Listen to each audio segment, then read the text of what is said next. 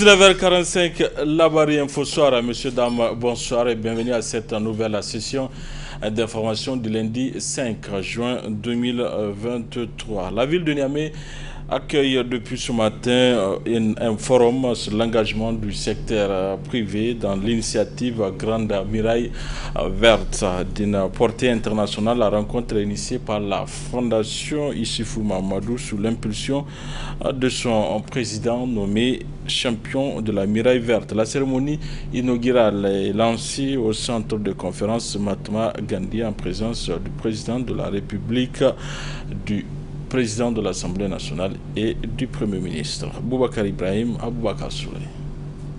Concerter, sensibiliser et faire adhérer le secteur privé de l'initiative de la Grande Muraille Verte, c'est l'objectif assigné à cette rencontre internationale dite Forum sur l'engagement du secteur privé de l'initiative de la Grande Muraille Verte. Portée par la Fondation Issoufou Mahamadou, l'initiative cherche à contribuer à réduire l'empreinte carbone à travers l'association du secteur privé. Et pour marquer le coup, tout a commencé par une séance de plantation d'arbres. Très bon. Très bon.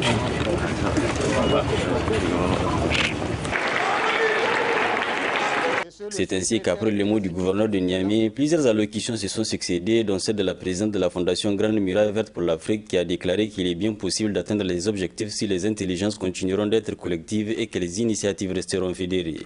La Grande Muraille Verte a une profondeur culturelle dans la conscience de nos peuples.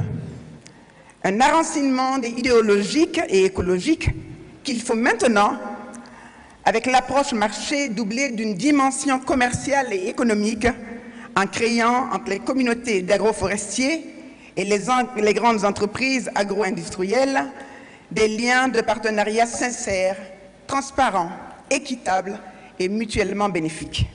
Dans son allocution, le président de la Fondation Issoufou Mahamadou, initiateur du forum, lui est revenu sur l'importance de la mise en œuvre effective de ces grands projets qu'est la Grande Muraille Verte. Comme on le sait, la Grande Muraille Verte est un des projets phares de l'agenda 2063 de l'Union africaine. À nos yeux, ce programme est aussi prioritaire que la zone de libre-échange continentale africaine, que le plan de développement des infrastructures en Afrique, que le plan détaillé du développement de l'agriculture en Afrique, ainsi que le plan de développement industriel ou encore le projet Faire taire les armes. Prenant ainsi la parole pour son discours officiel, le président de la République a tout d'abord rendu un hommage à l'initiateur de la rencontre. Mohamed Bazoum a surtout marqué son intérêt pour une telle initiative tout en insistant bien sûr sur les difficultés de sa mise en œuvre. L'initiative de la Grande Muraille Verte pour le Sahara et le Sahel, approuvée par les pays africains du Sahel et mise en œuvre sous l'égide de la Commission de l'Union africaine et de l'Agence panafricaine de la Grande Muraille Verte, constitue une opportunité d'investissement durable dans plusieurs secteurs, comprenant la restauration des paysages, la sécurité alimentaire, l'accès aux énergies renouvelables et à l'eau, la promotion d'emplois verts et le développement de chaînes de valeur. Elle se présente comme un programme intégrateur et transformateur visant à prendre en charge les défis de la désertification, de l'insécurité alimentaire, du changement climatique, de la pauvreté, de la perte de la biodiversité, ainsi que les défis sécuritaires et migratoires des pays concernés. A rappelé qu'à travers l'initiative de la Grande Muraille Verte, il est envisagé la restauration de 100 millions d'hectares de terre, la séquestration de 250 millions de tonnes de carbone et la création de 10 millions d'emplois. La communauté internationale célèbre ce jour 5 juin la journée mondiale de l'environnement avec comme thème retenu combattre la pollution au plastique, un thème vivement salué par la chef de projet Action pour une gouvernance inclusive et redevabilité Agir, qui nous parle des actions menées par sa structure dans le cadre de ce combat. Samira Moussa Idrissa, chef projet Agir. Le choix de ce thème est basiquement intéressante et vraiment très pertinente parce que rien que si nous voyons à travers notre quotidien comment les plastiques nous polluent de partout, quand nous sortons dans les rues, comment nous voyons les déchets de plastique, c'est même pas bon à voir. Et là, sans compter des statistiques mondiales. Le programme des Nations Unies sur l'environnement a donné des statistiques cette année.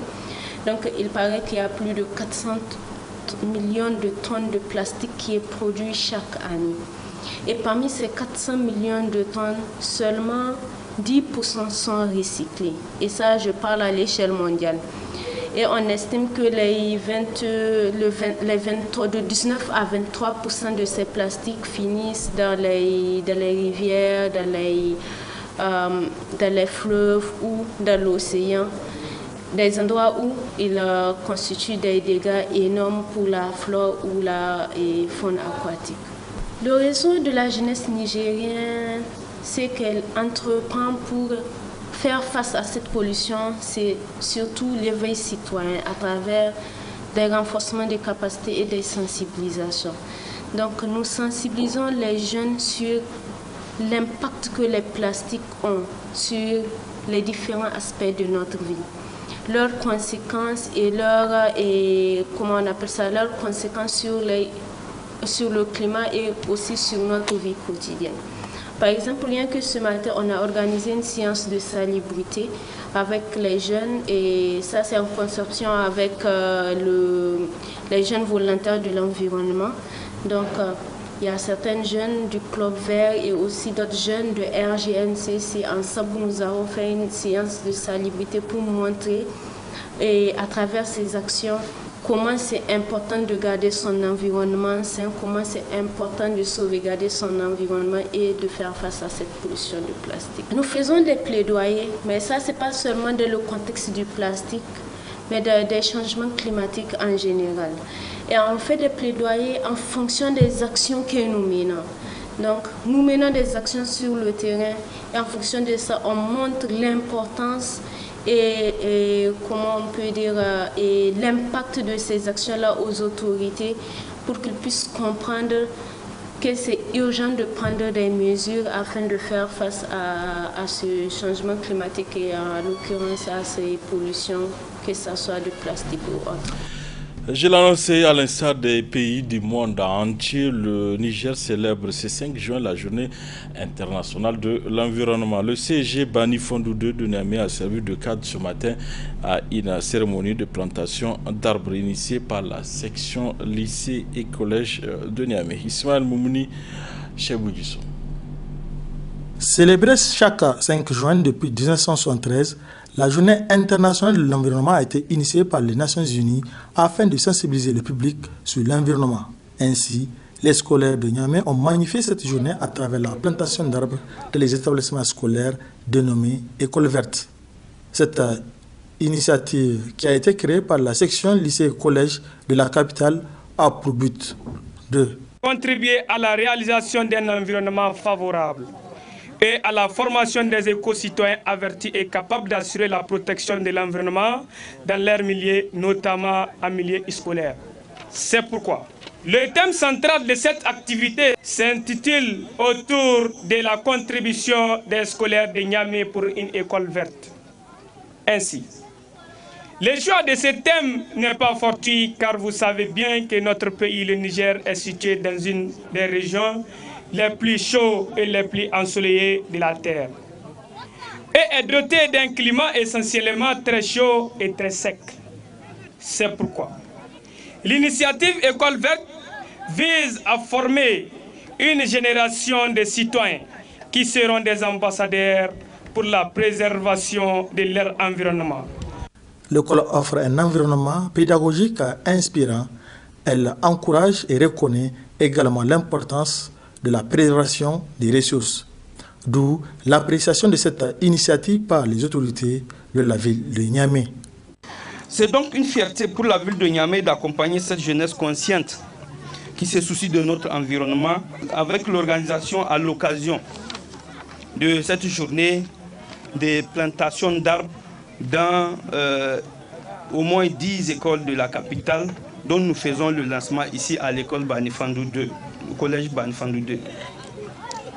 Au nom du député maire, président du conseil de ville, l'honorable Oumar Moumouni Dogari empêché, nous vous témoignons nos encouragements et notre soutien afin d'atteindre votre objectif qui est de doter de la ville de Niamey des écoles vertes. Cette initiative vient à point nommé car cadre parfaitement avec les ambitions des plus hautes autorités du pays, c'est-à-dire l'amélioration des conditions des scolaires en général. Les responsables des écoles de la capitale et les parents d'élèves ont tous apprécié cette initiative École verte qui est à sa deuxième édition. Les agents contractuels de santé du centre hospitalier régional de Maradi travaillant au CRENI sont en grève de 7 jours. Ils ont débuté cette grève hier dimanche pour exiger le paiement de 5 mois d'arrêt. Les agents se sont constitués en collectif pour mener cette lutte. Précision avec un des membres du collectif que nous avons joint au téléphone cet après-midi. On est en mouvement de grève. C'est une grève qu'on a déposé les préavis depuis le jeudi passé. Donc, préavis jeudi, vendredi, samedi et le dimanche, la grève commence et c'est jusqu'au vendredi le 10, donc du 4 au 10. On revendique le paiement de nos salaires, 5 mois de salaire, du mois de janvier 2023 au mois de mai 2023.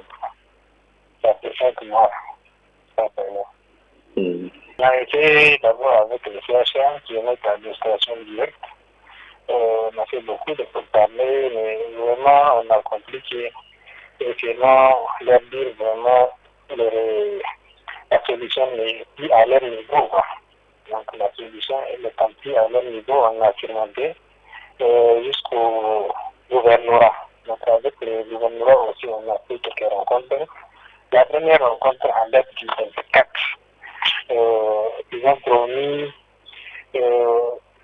au maximum, à la fin du mois de mai, ils vont résoudre la question. Il faudrait de constater jusqu'à la fin du mois de mai, et en effet, disons en tout cas, on n'a pas reçu de discours favorables. Et c'est comme si on a repris un deuxième préavis de grève pour déposer. Et c'est comme si maintenant on est en situation de grève. Donc, après le gouvernorat, on a aussi touché l'inspection du travail.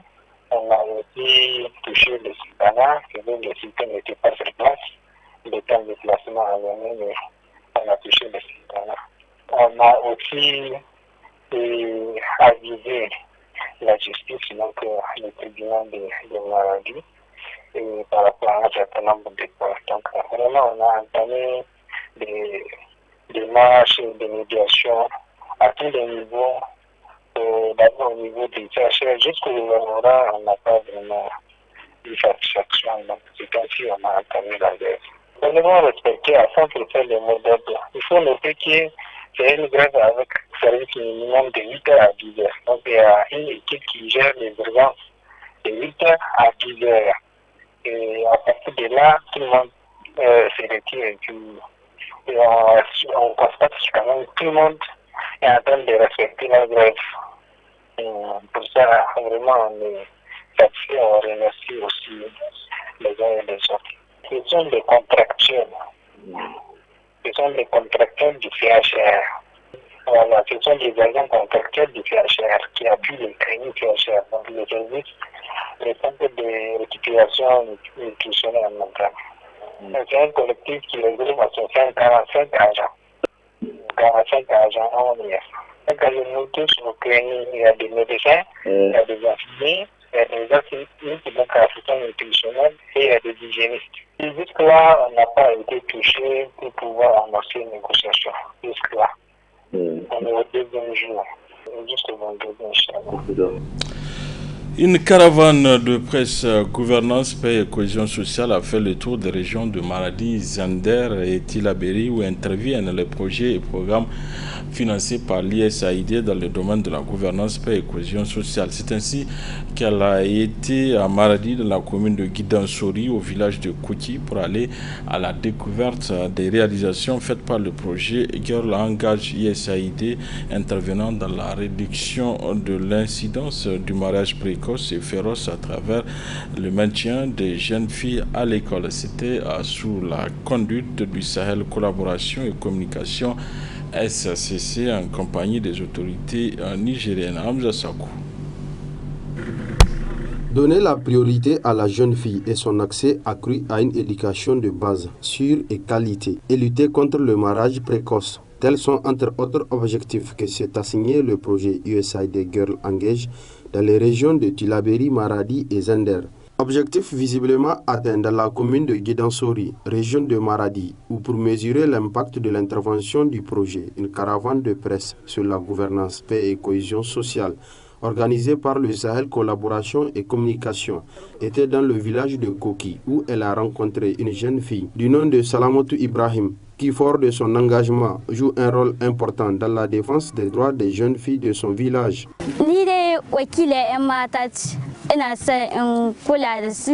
Je suis leader des jeunes filles de mon village.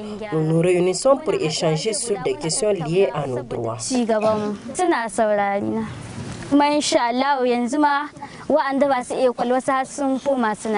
Plusieurs filles ont repris le chemin de l'école grâce à nos séances de sensibilisation. S'agissant de la scolarisation des filles, 99% des filles de ce village vont à l'école, selon le directeur de l'école, également premier rapporteur du comité villageois de protection de l'enfant.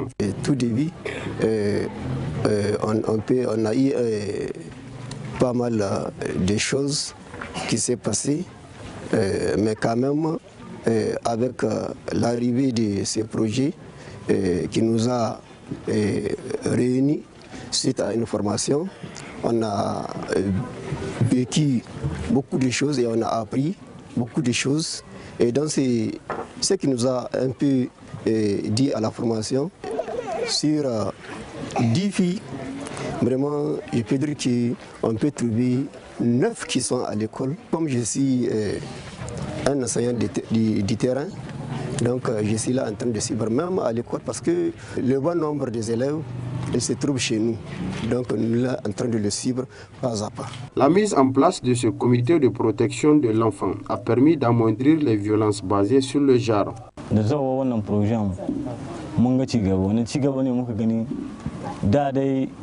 wannan almace na gaugawa da ake yi ma 'yan mata yanzu mun samu sauƙin shi.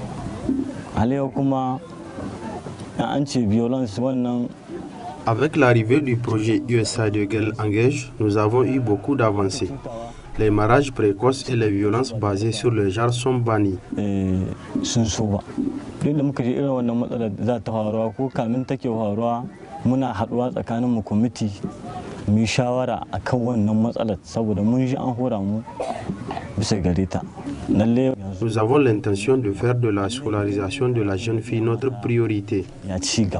Mise en œuvre par Plan International Niger sur financement du gouvernement américain, le projet Girl Engage a réalisé diverses activités, notamment le recrutement des mentors, la formation des membres des comités villageois de protection de l'enfant, les missions de suivi des activités de terrain, les ateliers de réunion du code de conduite des établissements scolaires et la création des espaces sûrs pour les filles au sein de leur communauté.